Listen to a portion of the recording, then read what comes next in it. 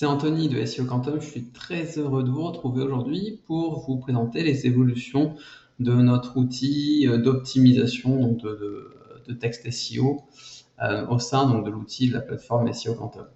On a voulu cette refonte très graphique et ramener un maximum d'informations du rapport d'analyse sémantique dans l'outil d'optimisation de texte.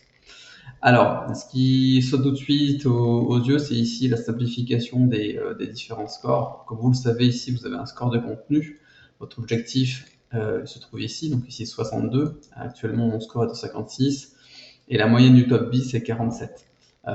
Donc en fait, ce score-là tient compte en fait de ces trois notes. Et on a voulu simplifier l'affichage graphique pour que ça soit vraiment plus lisible. Ensuite, vous allez retrouver ici des indicateurs pour chacune des sections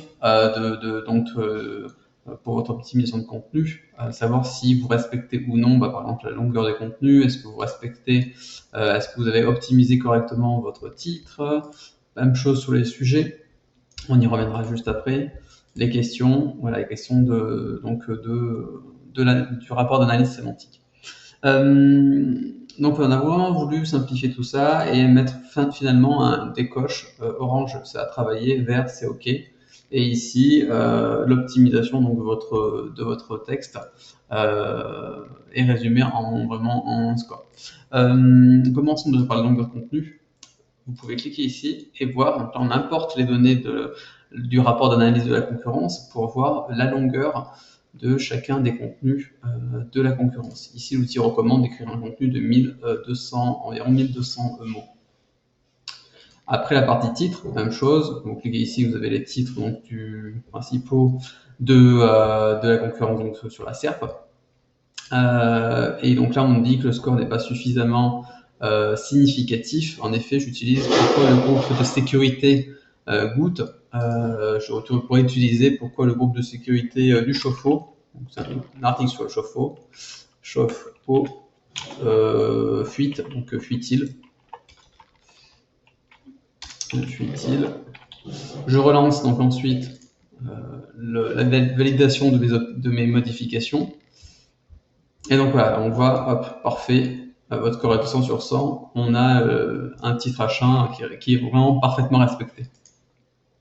Et bien sûr, la partie ici, champ lexical et sémantique, ce qui était quand même assez mal perçu, mal compris en fait par la communauté. On a voulu vraiment la simplifier sur une approche sur ajouter les sujets. Donc, quels sont les sujets qui ne sont pas suffisamment présents dans le contenu et qui méritaient d'être ajoutés. Les sujets qui devraient être augmentés, sur lesquels on devrait plus écrire. Et enfin, une partie sur les sujets à réduire qui sont trop présents dans ce contenu. Donc là, concrètement, on a un contenu sur le chauffe-eau, est-ce qu'il fuit?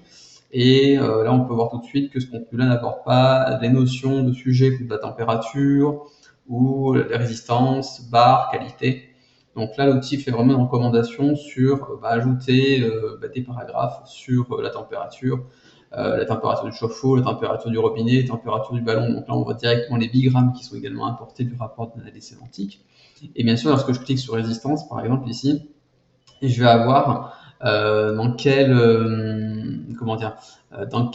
est la sémantique que je vais devoir utiliser avec le mot résistance, comme ici raccord, bride, corrosion, fiche sur température. J'ai également une proposition en fait de champ sémantique à utiliser et on voit directement dans le top 10 également comment est utilisé le mot température dans les différents contenus sur la SERP.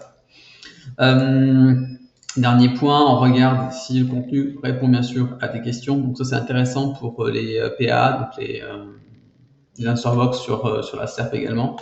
Et enfin ici, est-ce que le contenu est lié à d'autres contenus pour travailler votre pertinence thématique, la partie cluster thématique. Donc voilà, on a voulu vraiment refondre cet outil, refondre graphiquement en tout cas, pour le rendre plus simple, plus facile et plus accessible à l'utilisation. N'hésitez pas à nous faire des retours pour toujours enrichir cette approche.